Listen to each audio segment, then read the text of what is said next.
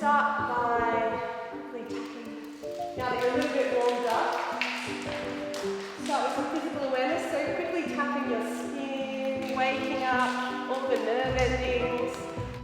All right, well, let's do a super quick, articulation warm-up, and then we'll jump into working with a few people with their text. Zoom.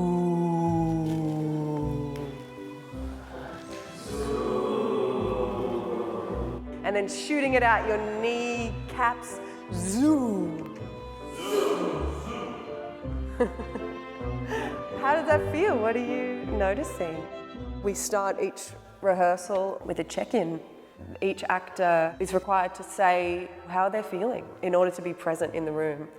So in that very moment, in the very first ritual that begins the work, people listen to each other by initially creating a safe space in the rehearsal room where people can feel that they can be vulnerable and emotionally brave, that then when they're standing before an audience, they have that strength that they've practiced with the group, and they've practiced in their bodies that, I can show up and the world's not going to burn down. But in fact, something really exciting might happen if I start breathing and be vulnerable or express my rage, which I might in everyday life be told I'm not allowed to. And here, it's required. That's very exciting. But it can require training, because a lot of our culture today kind of untrains us from telling the truth about what we really feel.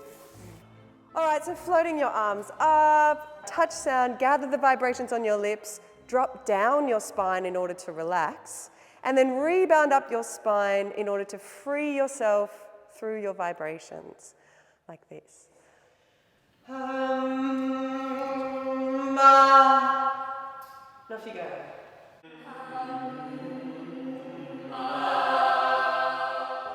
I guess for myself, I felt really strong as a physical performer, but I felt that I would love to be able to take up space in the same way that I feel free to do physically. I'd love to be able to do that with my voice and with speaking text. When I was training in Poland, Kristin came to do a workshop with the theatre company that were my teachers. And I thought, well, this seems like a really great method to try out. I found a teacher who teaches Kristin Linklater's work, and then after that weekend workshop, I was like, this is it, I have to follow this path. I just didn't quite know what I'd experienced, but I felt lighter and I just felt so good, and I thought, I have to do this. And this time when you come back up, you're going to lift and drop your shoulder blades to see if any more of yourself can be freed through that.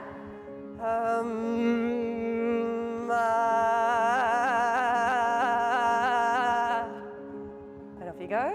Some of my teachers started talking about how women don't take up space. Culturally, we're taught to not take up space. That translates into how we speak. That was a revelation for me, and also just felt really angry about that as well. That's when I really first started to explore the main body of work which I now draw on for my teaching.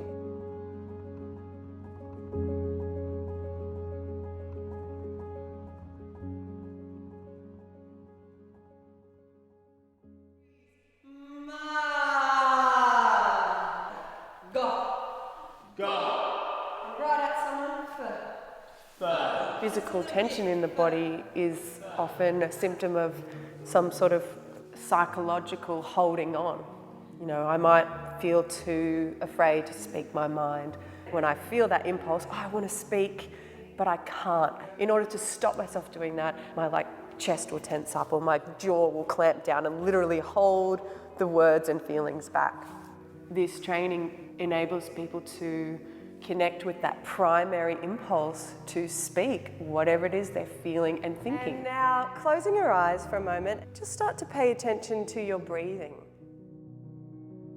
Linklater training invites people to have a connection to themselves by connecting to their own sensations of their body and the felt experience of their voice and breath. Can I feel my voice vibrations literally in my body? They're a physical thing.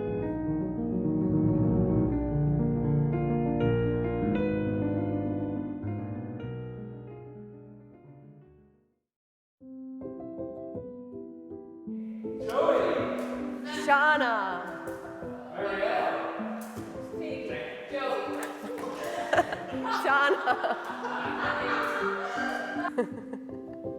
How does that feel? What are you noticing? It's been a while since we've done this work.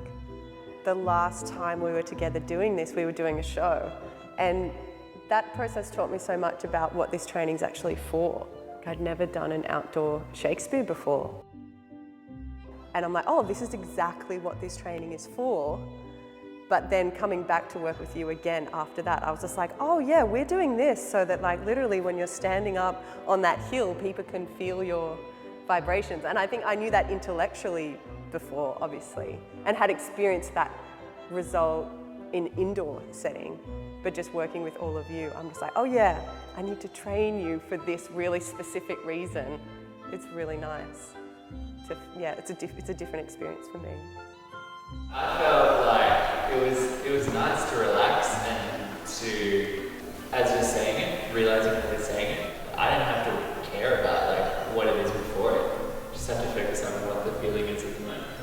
I think I definitely felt more like I was shaking something loose than when we first did the training. Revisiting it, it feels completely different. I'd already had that experience, so now it's just like, here it is again, and it feels nice because it's like coming back to an old friend or something. Yeah, I felt similar.